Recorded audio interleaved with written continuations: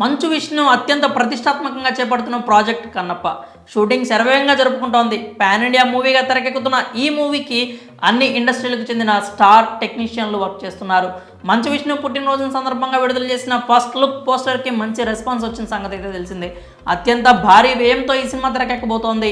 అవా entertainment 24 entertainment పతాకాలపై మంచు మోహన్ బాబు నిర్మిస్తున్నారు. సుమారు 150 కోట్లతో నిర్మిస్తున్న ఈ చిత్రానికి ముఖేష్ కుమార్ సింగ్ దర్శకుడిగా వ్యవహరిస్తున్నారు.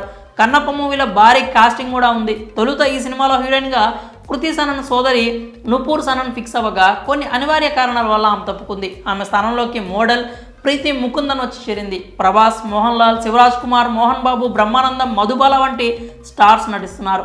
ఇందులో ప్రభాస్ శివుడి పాత్రలో కనిపించబోతున్నట్లు టాక్ అయితే నడుస్తోంది.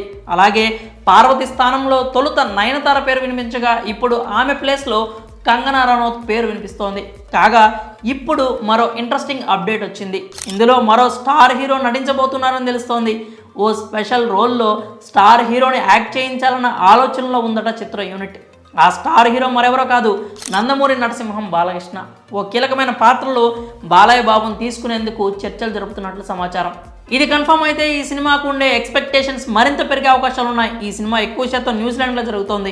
ఇటీవలే కొంత షెడ్యూల్ పూర్తి చేసుకొని ఇండియాకి తిరిగి వచ్చింది చిత్ర యూనిట్. ఇప్పుడు సెకండ్ షెడ్యూల్ స్టార్ట్ అయినట్లు సమాచారం. ఈ మూవీతోనే ఎంట్రీ ఇవ్వబోతున్న మంచు వారసుడు అవరామ్ కూడా. కాగా గతంలో మంచు మనోజ్ నటించిన ఊ కొడతారా ఉలికి పడతారా అనే మూవీలో గెస్ట్ రోల్ ప్లే చేశారు బాలకృష్ణ.